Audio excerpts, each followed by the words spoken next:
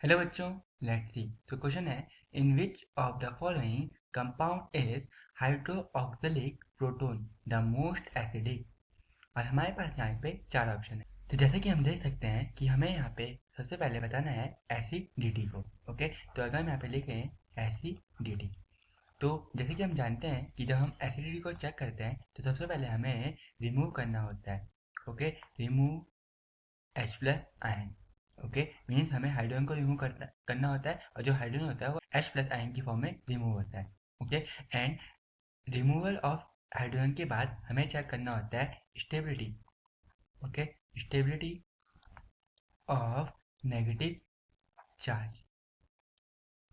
Okay, तो जैसे कि हम यहाँ पे देख सकते हैं कि हमारे पास जो कंपाउंड्स हैं उस पर हमें O H O H O H and O H given है। ओके, तो जैसे कि हमें यहाँ पे एसिडिटी को चेक करना है, तो यहाँ पे हमें सबसे पहले एच प्लस आयन को रिमूव करना होगा हर एक केस से। तो यहाँ पे जो एच प्लस आयन होगा वो लाइक दिस रिमूव होगा, मीन्स जो इलेक्ट्रॉन डेंसिटी होगी वो ऑक्सीजन पे आएगी, तो ऑक्सीजन पे होगा हमारे पास नेगेटिव चार्ज। अगर हम इसे यहाँ पे शो करें लाइक, तो यहाँ पे हमारे पास लाइक दिस, यहाँ पे हमारे पास क्लोरीन एंड यहाँ पे हमारे पास ऑक्सीजन। तो अब ऑक्सीजन पे आएगा नेगेटिव चार्ज और यहाँ पे होगा हमारे पास H प्लस आयन।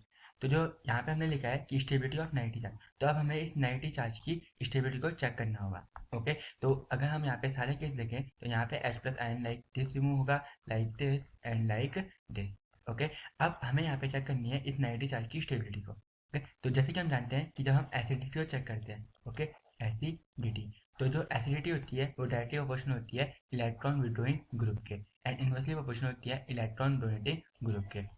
जैसे कि हम यहाँ पे देख सकते हैं कि हमारे पास एफ है, आई है, एफ है एंड एफ। तो ये होता है हमारे पास हेलोजन, और हेलोजन जो होते हैं हमारे पास इलेक्ट्रॉन विड्रॉइंग ग्रुप होते हैं। ओके, तो मतलब यहाँ पे हमारे पास सारे ही इलेक्ट्रॉन विड्रॉइंग ग्रुप है। ओके, तो और जैसे कि हम जानते हैं कि जो एसिडिटी होती है, ओके, वो डायरेक्टली प्रोपोर्शनल होती है minus I means inductive effect के, माइनस आर मीन्स रेजोनेंस के, okay, minus H means hyper conjugation के, एंड दैट इनवर्सली प्रोपोर्शनल होती है इंडक्टिव के, ओके, प्लस आर के एंड प्लस एच के।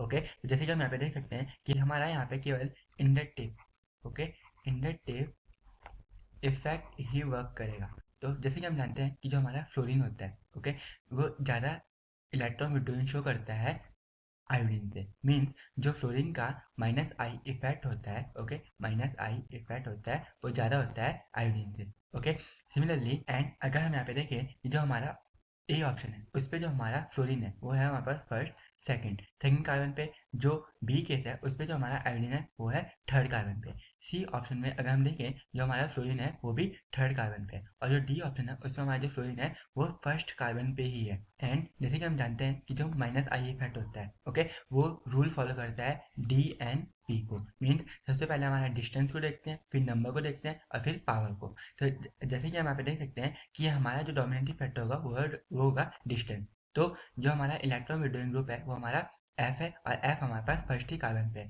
तो इसीलिए जो हमारा करेक्ट ऑप्शन होगा वो होगा ऑप्शन डी। ओके, क्योंकि यहाँ पे जो एफ है वो फर्स्ट ही कार्बन पे है, तो इसलिए इसका जो माइनस आई इफेक्ट होगा वो ज़्यादा होगा as compare to A B and C case से। तो इसीलिए जो हमारा करेक्ट ऑप्शन है वो है डी। तो हो you understand, well, best of luck.